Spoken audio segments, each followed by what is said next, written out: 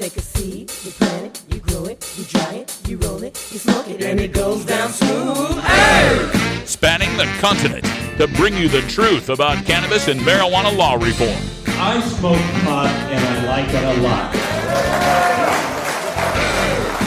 CannabisRadio.com presents The Russ Belville Show, the voice of the marijuana nation. Hey, this is great, man. Now, here's your host, Radical Russ Belville. Good day, tokers and tokettes and non-toking lovers of liberty. It is Monday, May 4th, 2016, and it's got to be 420 somewhere in the world. Thanks for joining us here. We are back in beautiful Portland, Oregon, where it's legal. Oh, it's so good to be back in a legal city. I can't tell you how annoying it is to have to go back to the black market after you've been in a legal jurisdiction. And we are at the south waterfront right now. I'm on the 26th floor at a friend's condo, and I'm looking out over southern and eastern Portland. We're right above the Willamette River. Got a beautiful view here on what's turning out to be a somewhat decent day. It was raining earlier today, but kind of partly cloudy right now. There's a little bit of sun poking out. Nothing like Scottsdale or Las Vegas, but we'll do with it for now. On today's show, we got all sorts of great stuff for you. Today is Monday, and that means our regular visit with Dr. Mitch Earlywine for our Cannabis Q&A. We will be asking Dr. Mitch all sorts of questions, including about a new study that is out about marijuana users and their genetic profile. That is marijuana use genetically predetermined? A new study says there might be something to that. We'll get Dr. Mitch's take on that. Also, his take on what's going on with the studies on Epidiolex. That's the GW Pharmaceuticals product that is going through its FDA clinical trials. There's some new results to report, and we'll get Dr. Mitch's take on that and the continued pharmaceuticalization of cannabis medicines. Also coming up on the show today, we'll get into some drug war data mining. We took a look at Estately a week or two ago, the company that had put together its rankings of marijuana enthusiasm, and we let you know which were the 10 most popular states for marijuana.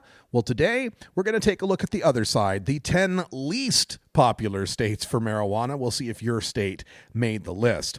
And in Behind the Headlines today, we've got the law enforcement in Arizona. They've put together an op-ed in one of the newspapers on why they oppose marijuana legalization. It's chock full of reefer madness, so we're going to have to take a look at that and do some debunking. And, of course, we'll go into Hour 2, Toker Talk Radio. We'll take your calls at 971-533-7111. We've also got the Cannabis Radio News coming up next. That's right after our first break here. And in the news, we've got some new data from the state of Illinois and how they're doing in their medical marijuana program. We've also got the report on that Washington, D.C. protest that took place over the weekend. We've got that study on Dravet syndrome and Epidiolex. We've got movement in Pennsylvania on their medical marijuana law. Hartford, Connecticut, looking to have an informational hearing on marijuana legalization. And bad news for a cannabis club in Fairbanks, Alaska. That's all coming up on the Russ Belville Show. Stay tuned.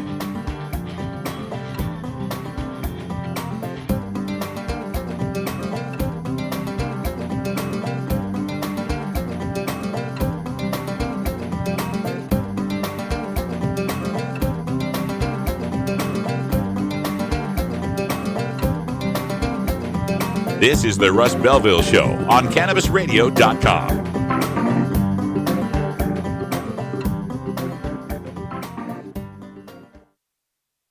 Cannabis Confidential with Dr. Dina. Candid. I want to give you the inside story. Captivating. I want to introduce you to my kind and amazingly talented friends. Compelling. We get to meet some of the most amazing cannabis activists and warriors around.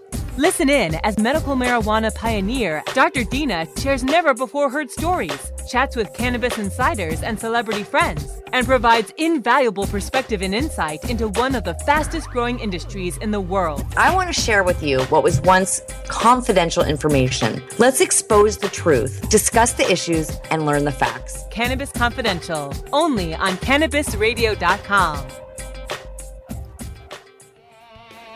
Coming soon to a city near you, Cannabis Finance Boot Camp.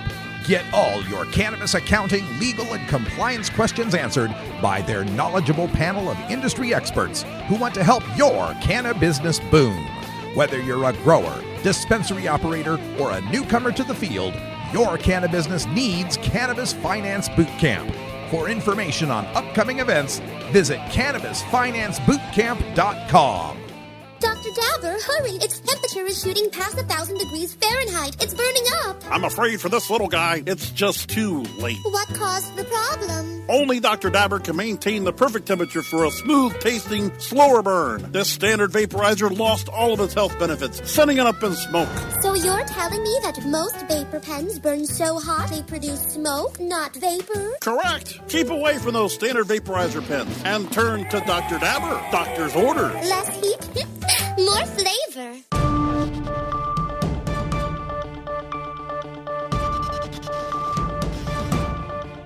It's time for the Cannabis Radio News, covering the latest headlines in consumer cannabis, medical marijuana, and industrial hemp. Cannabis Radio News is now available exclusively at CannabisRadio.com. Now your marijuana headlines in 4 minutes and 20 seconds. This is Cannabis Radio News. This is your Cannabis Radio News for Monday, April 4th, 2016. Over 100 people gathered at the White House beneath a 51-foot inflatable mock joint to call on President Obama to deschedule cannabis. The protesters, led by Adam Eidinger of DCMJ, the group that successfully got a grow and give marijuana legalization system passed in 2014, openly smoked marijuana in front of the White House, saying, quote, "We won't be ignored anymore," Eidinger said, as reported by the Christian Science Monitor. Quote, "I'm not the biggest advocate of public use, but for now, this is a tactic that we need because we have been ignored too long," end quote. No arrests were made, but 2 protesters were written citations for public toking, which merits a $25 fine. President Obama has repeatedly said it is up to Congress to act on marijuana rescheduling, but the protesters reminded the president that he has the authority under the Controlled Substances Act to call for the Department of Justice to investigate marijuana's place on the drug schedules. Currently, marijuana is classified as a Schedule I substance, an illegal drug with no medical use, alongside heroin and LSD. Illinois medical marijuana sales in marijuana shops increased by roughly 30% in March compared to the previous month. Program Director Joseph Wright says the state's registered dispensaries sold $1.9 million worth of marijuana in March to more than 4,700 patients. It was the best month yet in sales for the program. Illinois now has 32 registered dispensaries where qualified patients can buy marijuana. 3 new dispensaries registered in March. Wright says approximately 5,500 patients now qualify for the program. Regulated medical marijuana sales began November 9th in Illinois. Since then, the shops have sold $6.3 million worth of medical marijuana products, including dry flower, concentrates, and edibles. The state allows its use for 39 medical conditions, including cancer, glaucoma, and seizures. A new study from the Lurie Children's Hospital in Chicago confirms that use of cannabis extracts greatly reduces seizures in epileptic children. The study involved the use of Epidiolex, a whole plant extract of cannabis high in cannabidiol, manufactured by GW Pharmaceuticals, a British drug company. Over 100 children diagnosed with Dravet syndrome, a severe form of epilepsy, were given either Epidiolex or placebo. The children given the cannabis extract had a 39% reduction in seizures. GW Pharmaceuticals believes these results will speed up their efforts to get Epidiolex approved by the U.S. Food and Drug Administration by the end of 2017. The Pennsylvania Senate is back in session to determine the fate of a long-awaited medical marijuana bill passed earlier by the House. At issue are technical differences in the wording of the House version that must be approved or reconciled by the Senate. If passed by the Senate, Governor Tom Wolf has promised to sign the bill, which would make Pennsylvania the 24th U.S. state with medical marijuana. That would also mean that over half the U.S. population would be living in a state with medical marijuana regulations. Even though 2 bills legalizing the recreational use of marijuana in Connecticut failed this session, proponents are seeking to keep the pot legalization issue alive by holding a public informational meeting on the subject. The hearing is scheduled for Tuesday at the Legislative Office Building. It will run from 10 a.m. to 5 p.m. This session, legalization bills received the support of more than a dozen legislative co-sponsors, but were not called for a public hearing before the General Assembly's Judiciary Committee. Democratic Governor Malloy, who successfully pushed for decriminalizing the possession of small amounts of marijuana in 2011 and signed legislation in 2012 legalizing the medical use of marijuana, has been unenthusiastic about going further and fully legalizing marijuana. This has been your Cannabis Radio News for Monday, April 4th, 2016. I'm Russ Belville. It's time for Cannabis Facts about Alzheimer's from Robert Platshorn's thesilvertour.org. This message is supported by our donors and Hemp Inc., a public company poised to lead America's hemp revolution at hempinc.com. A new Florida study in the journal Molecular and Cellular Neuroscience found that cannabis promotes the growth of healthy new brain tissue. It can slow the effects of Alzheimer's and may in fact be able to halt it entirely.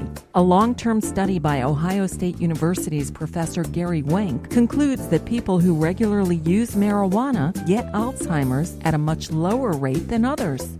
This was Cannabis Facts from thesilvertour.org, an educational nonprofit supported by our donors and Hemp Inc., a public company poised to lead America's hemp revolution at hempinc.com.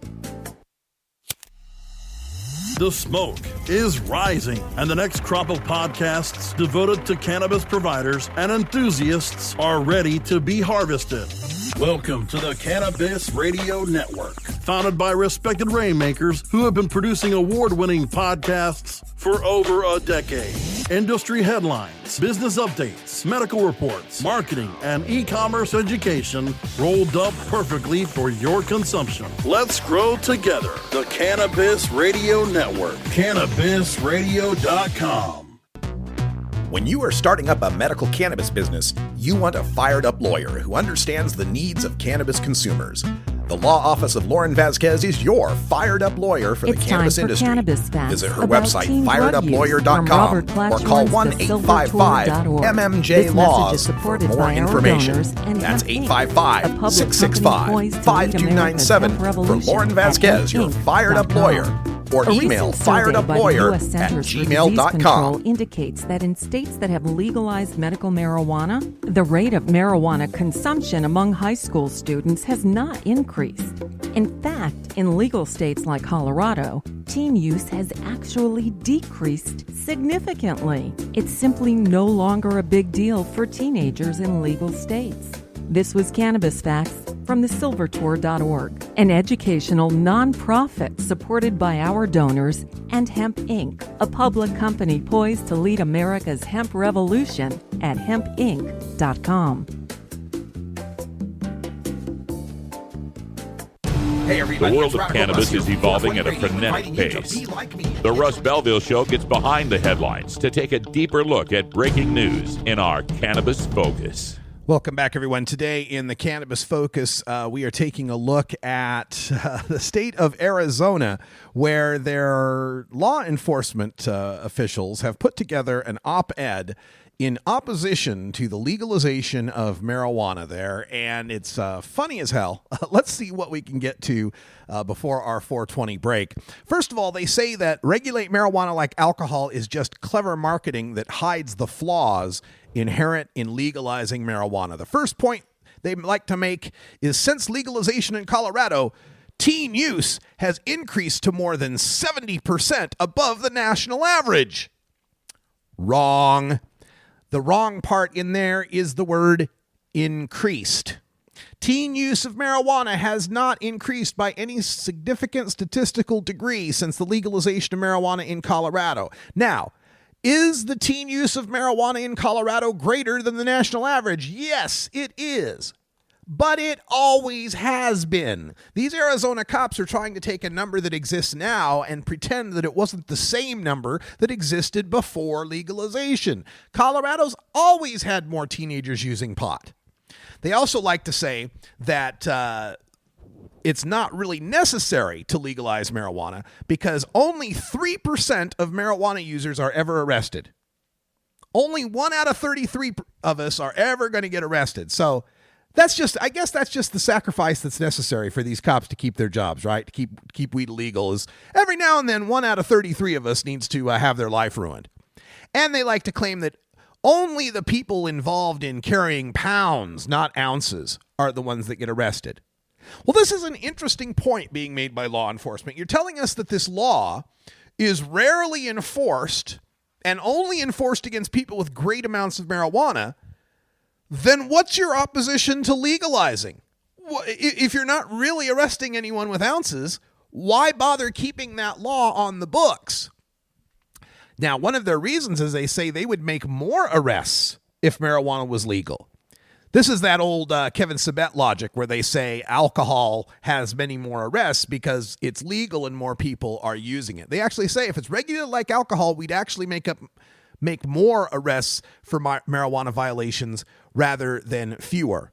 No, that's not true. In the state of Colorado, where marijuana was legalized, they are making 80% fewer charges for marijuana. All marijuana crimes, 80% fewer. They also say the black market in Colorado didn't end, it thrives.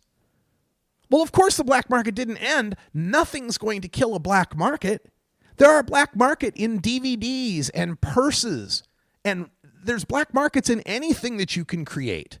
There's black markets in cigarettes, okay? But that doesn't mean that since we can't stop the black market in cigarettes, we ought to arrest, imprison, jail, take the assets from the people that are currently cigarette smokers.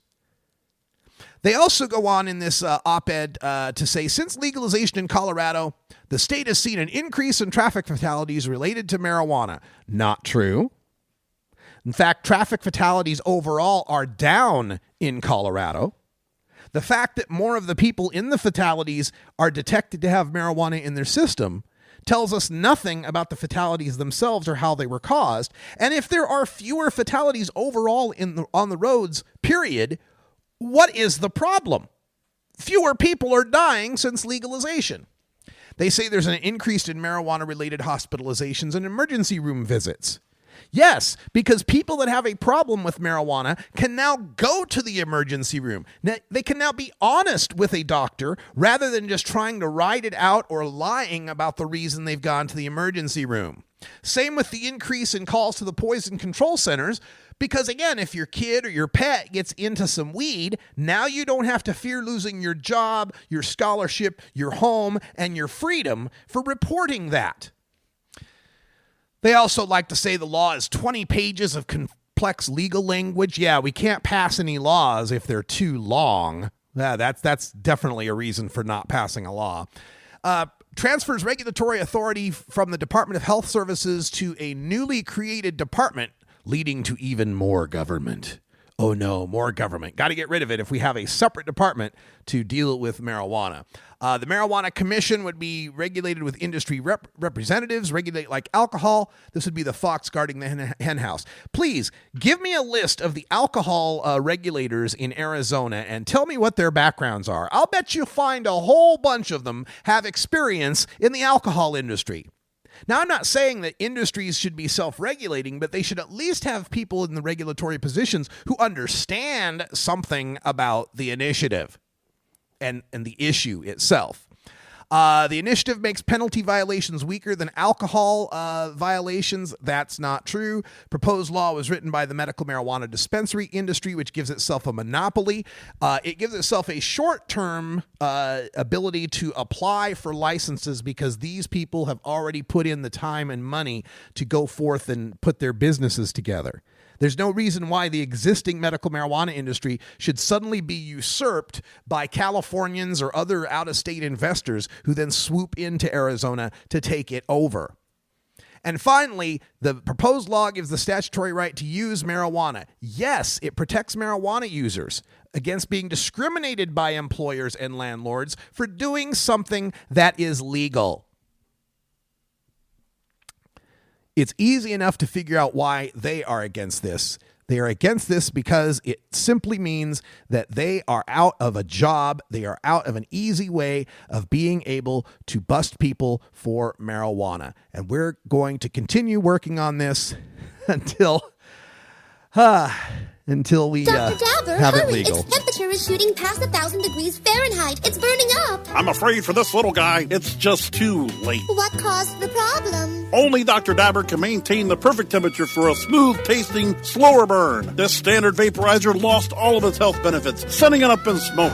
So you're telling me that most vapor pens burn so hot they produce smoke, not vapor? Correct. Keep away from those standard vaporizer pens and turn to Dr. Dabber. Doctor's orders. Less heat, more flavor.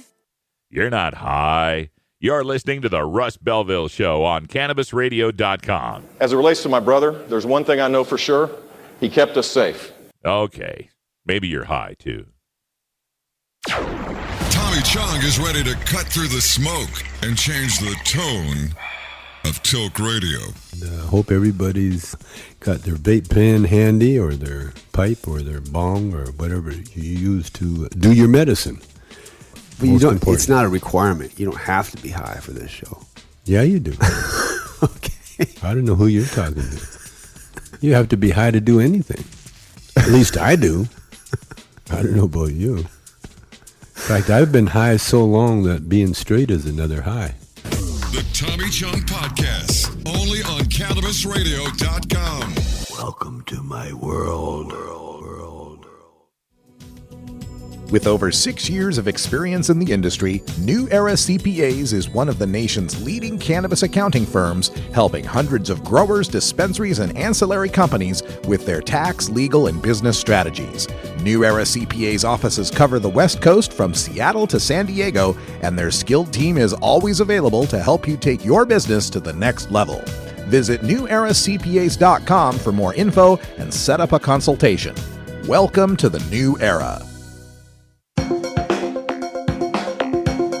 Promoting the end of adult cannabis prohibition is easy because we have facts, science, reason, compassion, evidence, truth, and logic on our side.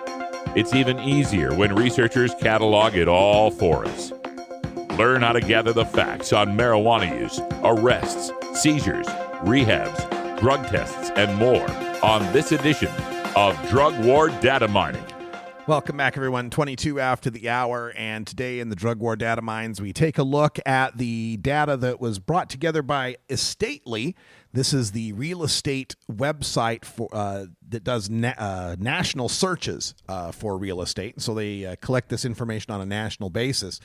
And a couple of weeks ago, we told you about the most marijuana-friendly states, the 10 states that have the most interest and use and lowest prices for marijuana. Well, today we're going to take a look at the 10 least friendly marijuana states. This was a list that was put together by taking a look at how many total marijuana users are in the state, and not as a total, but as a per capita, the rate of use. The price of pot at all levels, high, medium, and low. The legal status of marijuana, legal, decrim, or medical, and web searches through Google and Facebook on how often they were searching for marijuana and any of their interest on pot or marijuana-related other websites. And so there's 5 categories. Each category gets a 1 to 100 point or 0 to 100 point ranking for each of the categories. So the top number you could get would be a 500. You'd be the most friendly marijuana state ever. And so remember, the top number is 500, and we'll go over the scores of what the 10 least friendly states came up with. And at number 10 on the list, probably no surprise to anyone, is the state of Oklahoma. According to the report, they get 117 points out of a possible 500. The state came in 36th in pot use with little interest in marijuana on the social media or Google. The number 9 state of the least friendly marijuana states is the state of Mississippi, also tied with Oklahoma, so I guess they're tied for 10th, at 117 points. They have the similar lack of interest in online queries about marijuana, but they're 43rd in pot smoking, so the tie goes to Mississippi. Number 8, least friendly marijuana states in the United States goes to Tennessee, and every state from this point on finishes below 100 points on the 500-point scale, just 99 points for Tennessee. Not many Tennesseans are volunteering to fire up the bong. That's brought them to the 4th lowest use rate. Tennessee, 4th lowest amount of marijuana consumers, and mid-range in the list of pot prices. Number 7 worst marijuana state, Alabama at 95. They were tied for 5th lowest marijuana use rates, tied for 3rd lowest Google searches, and the 2nd lowest pot prices of any of these 10 states that we're listing in the bottom 10. The number 6 worst state for marijuana marijuana interest, Virginia, came in at 90 points. They're 30th in pot smoking, lousy on the Google searches, second to last, and relatively high pot prices in the state of Virginia.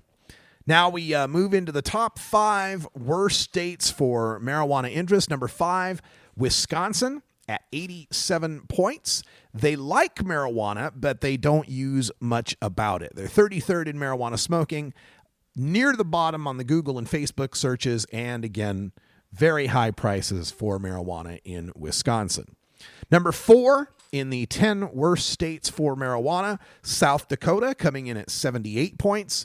The fewest pot smokers in America reside in the state of South Dakota.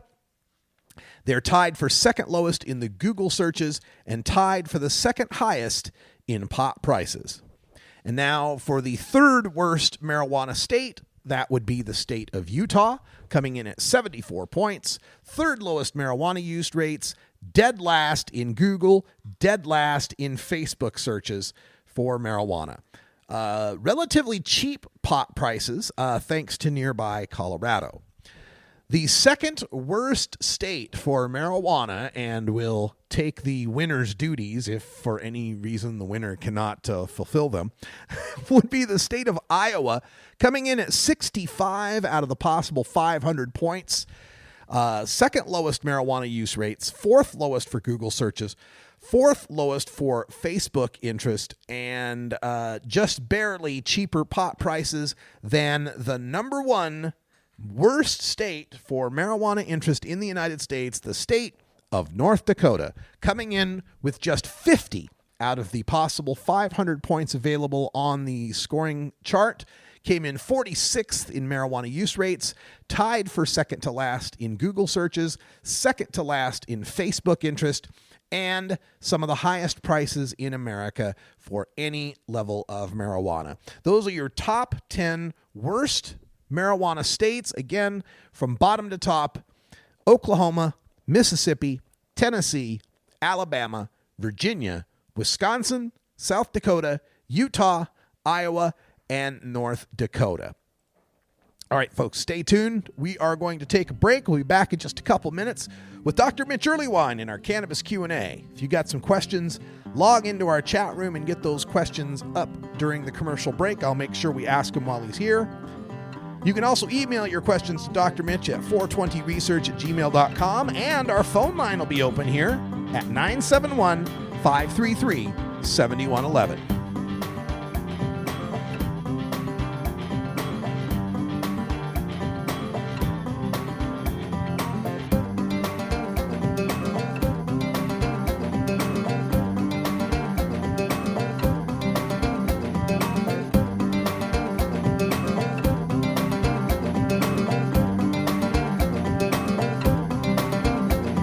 This is the Russ Belville Show on CannabisRadio.com.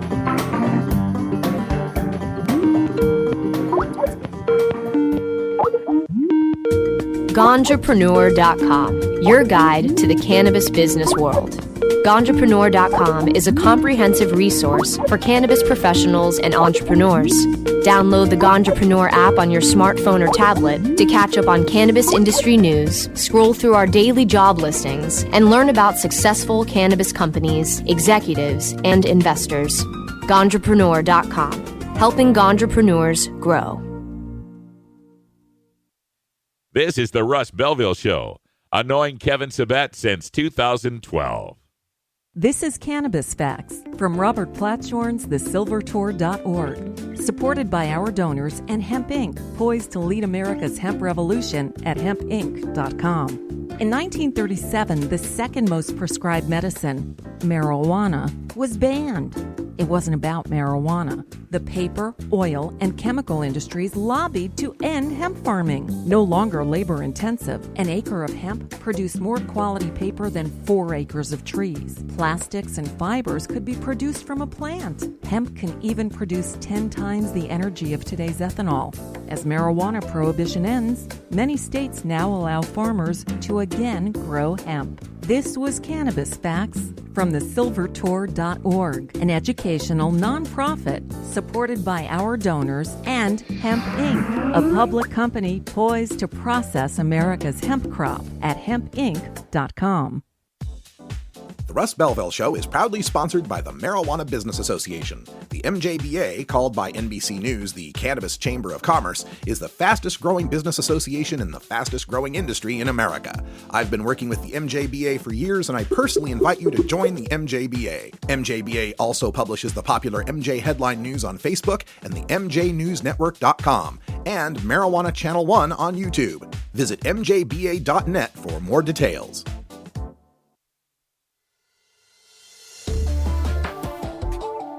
It's time for the Russ Belville Show's Cannabis Q&A with Dr. Mitch Earlywine. Dr. Earlywine is a professor of psychology at the State University of New York at Albany and a leading author and researcher on cannabinoids and health, who pins the Ask Dr. Mitch column for High Times magazine. Get your questions ready in our live chat or call in to 971-533-7111 now. Welcome back, everyone. 32 after the hour. Time for our Cannabis Q&A with Dr. Mitch Earlywine. We've got Dr. Mitch on the line. How you doing, Dr. Mitch?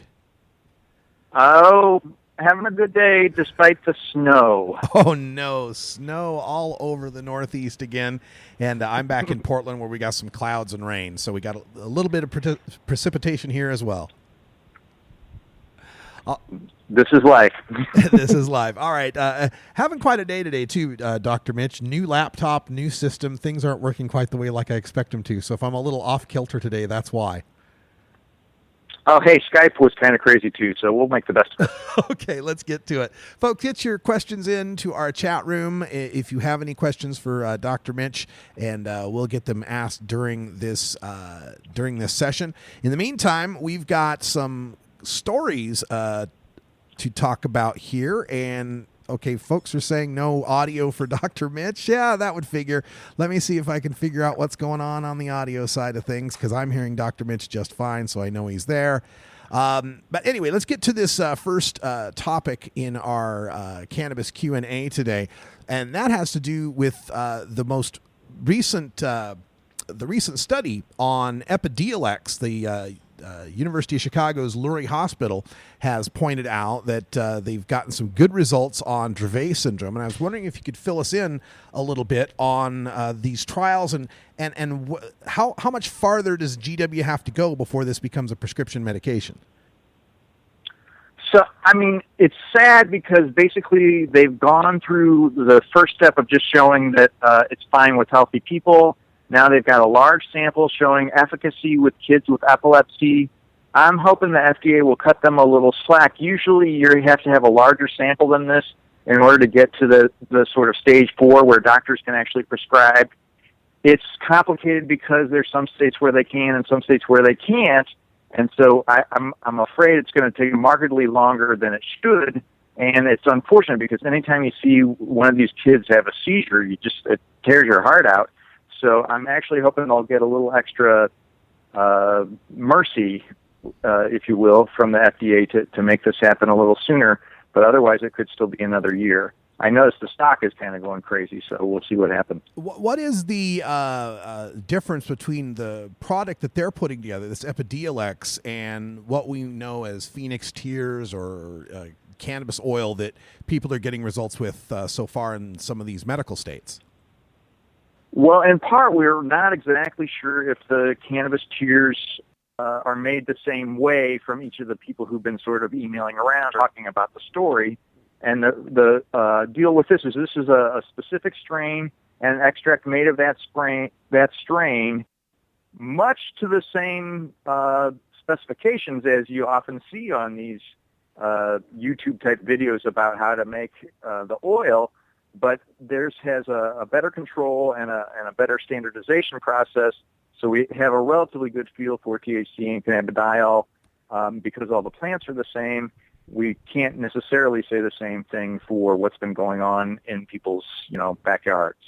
All right. Well, we'll keep our eye on this, and it's an interesting development to me because I've always predicted how medical marijuana is going to eventually lead to these prepared, standardized dosages and pharmaceuticals, and it seems to be, at least from my perspective, that it's kind of unfolding that way, don't you think?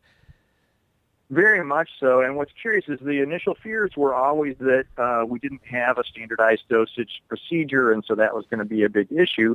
And now, the edibles all over states where they're available are being pretty clear about, this is a 5 milligram thing, this is a 10 milligram thing. And I think we're stepping in the right direction. All right, let's take a look at this other study that I thought was really interesting, pointing out a similarity or in the genes, that is, the genetic predisposition for marijuana use may also be tied to the genetic predisposition for schizophrenia or depression. Again, it sounds like one of these correlative things, but what can you tell us about it? I'm afraid the coverage of this actually kind of misrepresented it. So there definitely seems to be a heritable component to cannabis use disorders. And then they kind of took this leap to, and it's kind of like the ones that we saw with schizophrenia. In fact, the ones with schizophrenia have not replicated well, so it might be one of two different genes that put folks at risk for schizophrenia, and then in combination with heavy use early in life might predict some kind of psychotic disorder more generally. I think actually what's inherited is your response to cannabis. So some of us know those folks who, get high one time and have a total panic attack and can't stand ever doing it again, as opposed to those who use it and find it incredibly euphoria producing and wonderful. And I think that's actually what's getting inherited. And that second group may be the folks who are at more risk for cannabis use disorder. That's interesting. And cannabis use disorder, we have to remind people a little bit about that. It's a DSM-5 thing with substance use disorders. Can you give people some ideas of how they would know that they've got a disorder versus just liking to smoke pot? What's funny is the hallmarks have always been tolerance and withdrawal, and I really feel like those just aren't the same issue for cannabis as they are with heroin and some of the other substance use disorders. And I think the thing to look for is, are you screwing up at work, and are your loved ones grousing at you about being stoned all the time? And those are much better indicators of problems and, potential need for monitoring or modifying your use. Whereas, tolerance to cannabis, who knows what strain you're getting and how many times and things like that. And marijuana withdrawal, despite the work from Budney's lab, I just don't really believe in that. All right, let's take a look at another study, this one coming from University of North Carolina on, the headline is that marijuana study to utilize text messaging, but I think this study has something to do with cravings that marijuana users might have. Can you fill us in? Well, so it's not an outrageous hypothesis that folks who crave cannabis end up using it more often. And in truth, the replication of these craving paradigms, we've had a hard time with it in my lab, and I know some other researchers who, bring people in and have them smell certain things to try to get the craving to go. I think it's really dependent upon time of day and history of use and all these other things.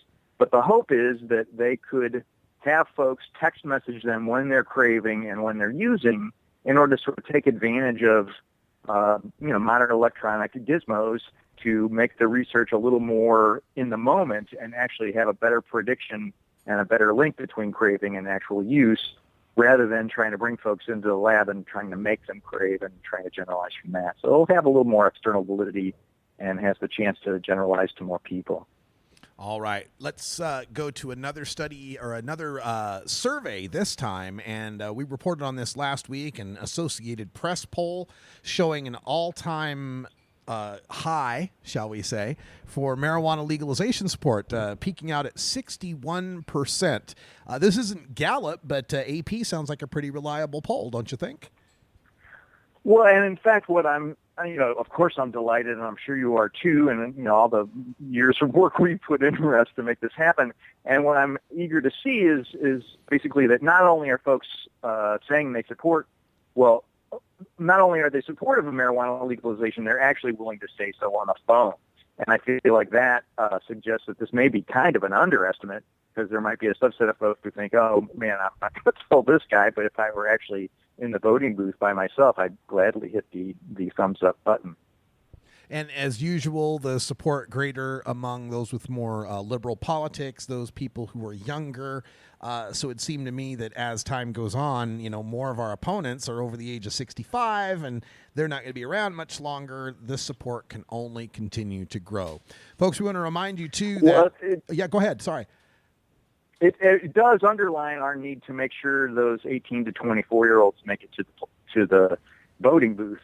And I want to just, definitely make sure everybody's registered and ready to go out there and do it. That's right. You're in New York State. They've got a big primary coming up there, April 19th. It could be huge for the Democratic Party for sure. Are you guys closed primaries up there in New York? It's interesting. My wife and I are having a little battle about this, but yeah, we're going to definitely do it. I know that Hillary's pulling a little bit ahead, but a lot of folks here are feeling the burn. Oh, good to hear it. One final story here for our Cannabis Q&A, but before we get to it, I want to remind folks, if you're a little shy and don't want to talk about this on the air, you can always send an email to Dr. Mitch directly at 420research@gmail.com. We've also got our line open 24 hours a day at 971-533-7111. You can call anytime, leave a voicemail, and if it's for Dr. Mitch, we'll make sure to use it on the show on another Monday episode.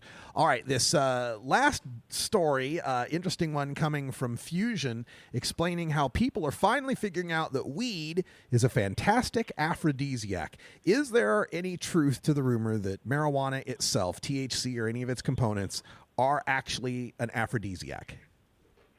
Well, what's funny is Halicus had some data on this just from a survey in '86. Charlie Tart had done it in '71. But if you look back in the old Arabian Nights tales, there's actually a story about a guy at a public bath getting really stoned, closing his eyes, and showing a sign of arousal, shall we say. So this isn't necessarily news. I would say the legend has been out there. I do emphasize that although it is an aphrodisiac, it is not a lubricant. Yeah, be very careful that way. Now, with respect to that, though, is it due to... I mean, I always thought that perhaps it's just the fact that Keith Stroup always has his speech about it makes food better, it makes music better, it makes sex better, and so that it's not like it's an aphrodisiac specifically, but it just makes all sensual pleasures that much more enjoyable. Is that a reasonable hypothesis? I think it is, and when you think about just sort of a general increased sensitivity to positive reinforcers, that really does kind of account for all those different effects. All right. Well, Dr. Mitch, we've got plenty of marijuana. I don't know what else I can do to fulfill the testing, though. We'll see what we can do. Also, let's not forget the normal legislative fly-in day, the lobby day, is coming up May 23rd and 24th. You can register for that and come into Washington, D.C., meet Dr. Mitch, meet Keith Stroup, meet Alan St. Pierre, and lobby your legislators at the federal level for an end to this prohibition. Dr. Mitch, thanks for your time, and we'll talk to you again next week. I seem to be losing you, but I'll talk to you next week. All right. When we come back, we'll have time for a radical rant on supporting legalization because it's better than prohibition. I know that sounds obvious, but, some people need to be reminded. This is the Russ Belville Show on CannabisRadio.com.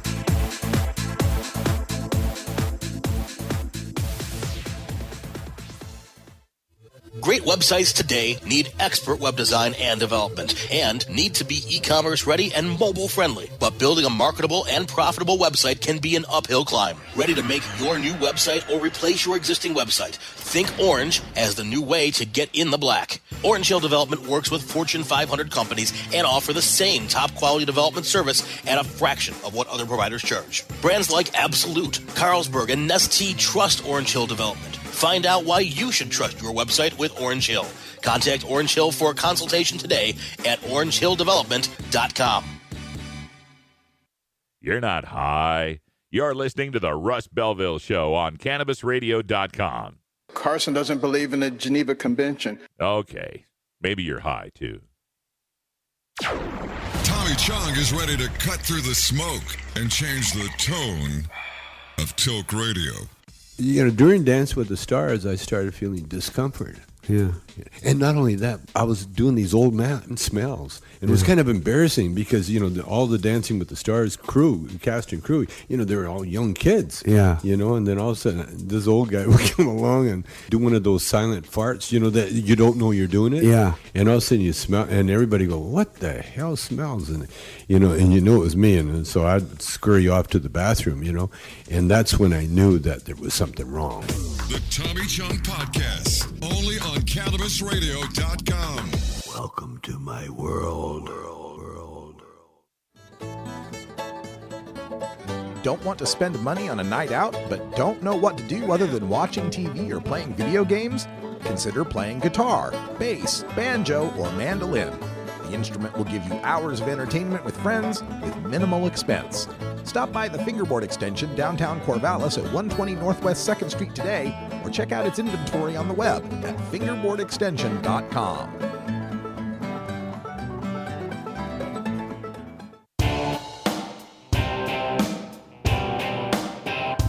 We must wage what I have called total war against public enemy number one. I support a change in law to end federal criminal penalties for possession of up to 1 ounce of marijuana. That marijuana, pot, grass, whatever you want to call it, is probably the most dangerous drug. Some think there won't be room for them in jail. We'll make room.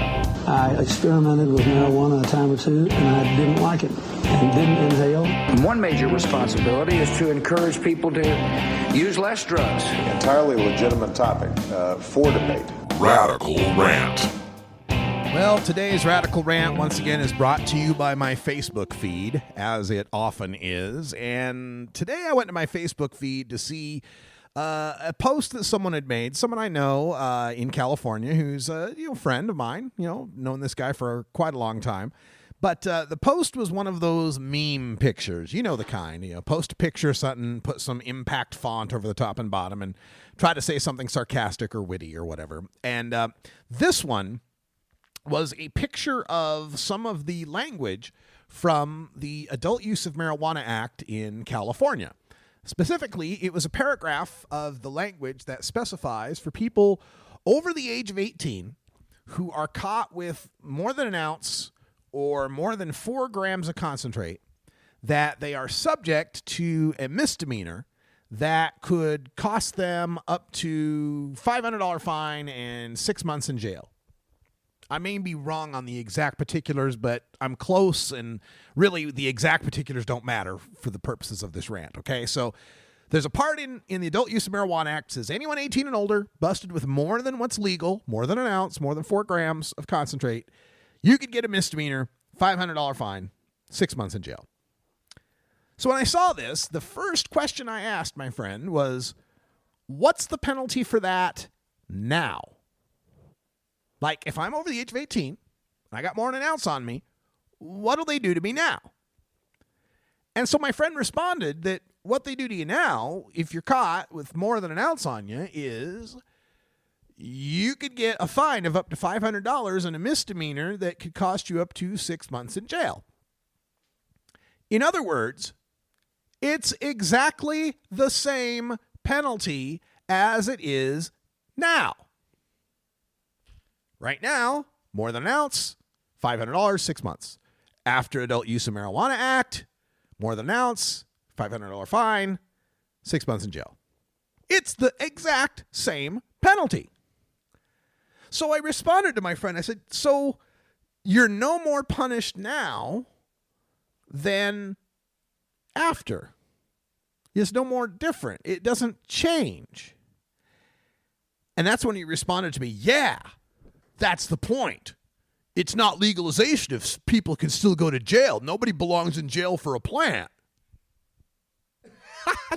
Folks, I really am struggling to understand this logic. The idea here is that we can't accept 20% of legalization or 40% or 80% or 99% or 1%. We can't accept any movement forward unless we get 100% legalization. If we can't have a situation where absolutely nobody goes to jail for weed in any circumstance, then we're supposed to keep the prohibition we have now where anybody who grows a plant goes to jail, where anybody who possesses more than an ounce goes to jail, where anybody who possesses under an ounce gets a ticket. We should keep that rather than moving forward and having a situation where 21-year-olds can have an ounce or less anywhere. Anywhere. They can keep it in their pocket and have an ounce everywhere they go in California. We should reject that and keep it so that people get a ticket, because people who have more than an ounce would still go to jail, just like they do now. We have a situation now in California where anybody who cultivates a single marijuana plant is a felon that can go to prison for 16 months to 3 years. Any marijuana plants, single plant, seedling, 16 months, 3 years, prison, felony. We should keep that rather than having a situation where any adult can grow up to 6 plants and no city could ban that indoors because the people who grow more than 6 plants could get a felony with 16 months to 3 years in prison, just like they can now. So let's be clear. We should reject the Adult Use of Marijuana Act. We should allow people with an ounce to still get a ticket and with a plant to still get a felony, because after it's passed, people with more than an ounce or more than 6 plants would get the same exact punishment they get now. It makes no sense whatsoever. Now, there is one circumstance in the Adult Use of Marijuana Act that makes life worse for a cannabis consumer. One. And that is public toking penalty. Right now in California, the penalty for getting caught toking in public is a $100 ticket.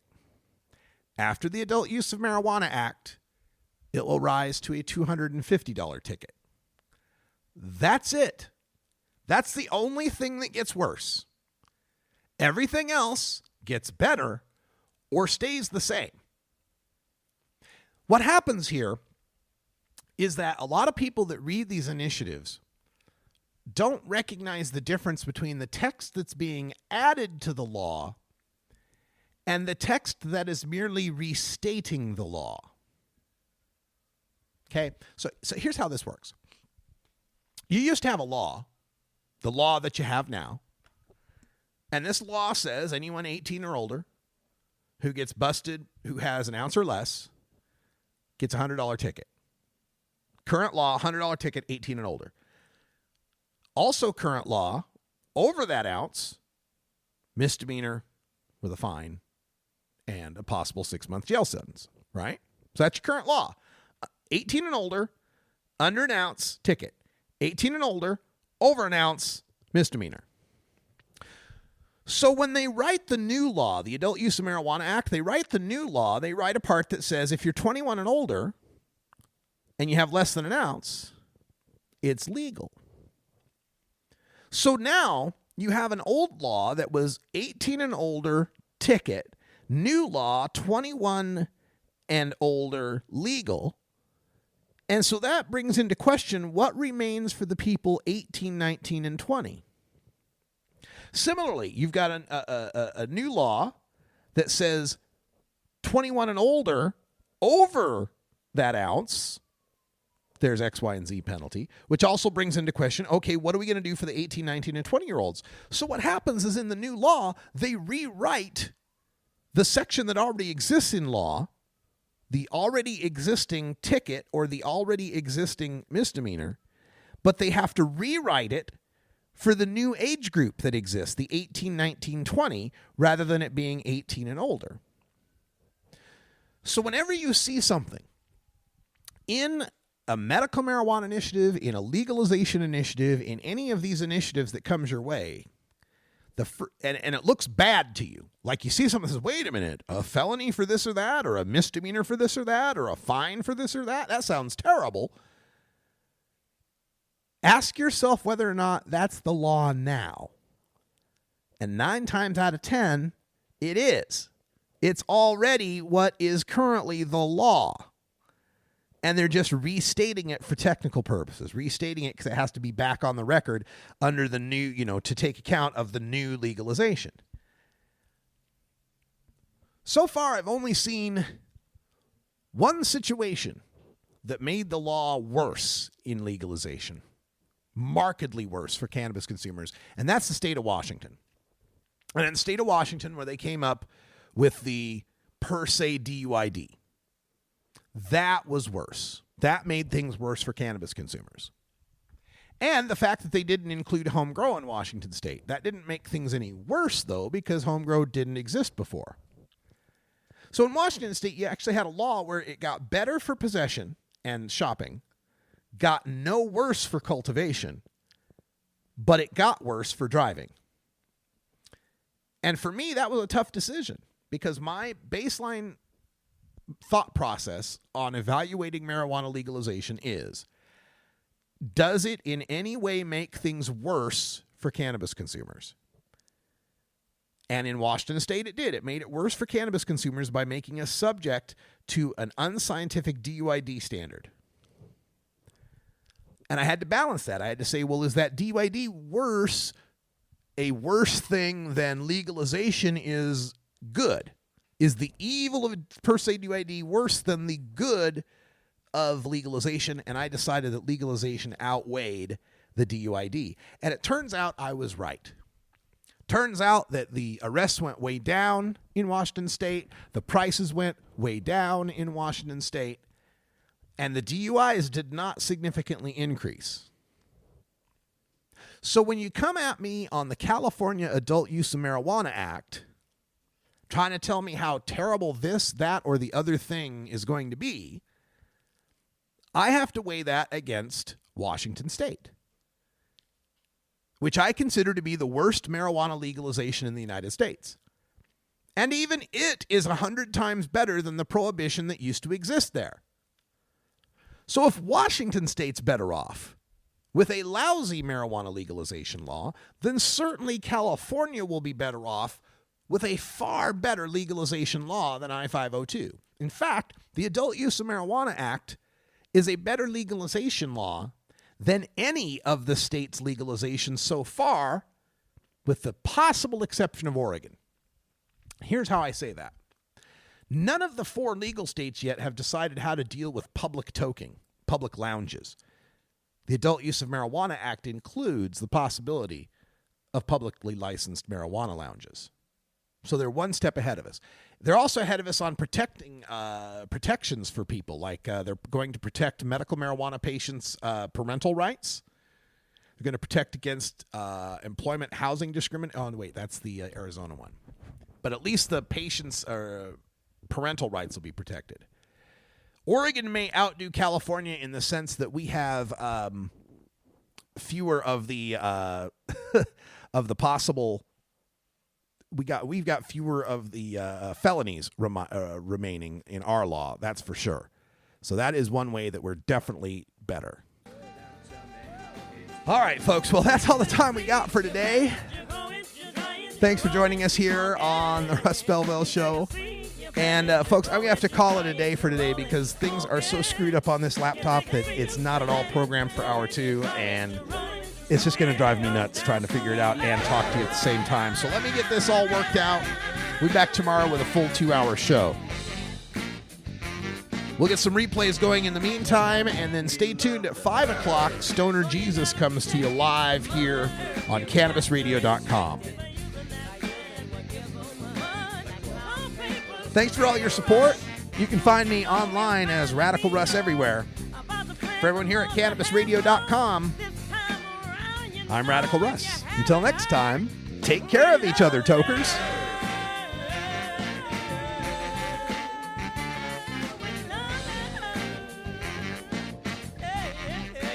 This is the Russ Belville Show.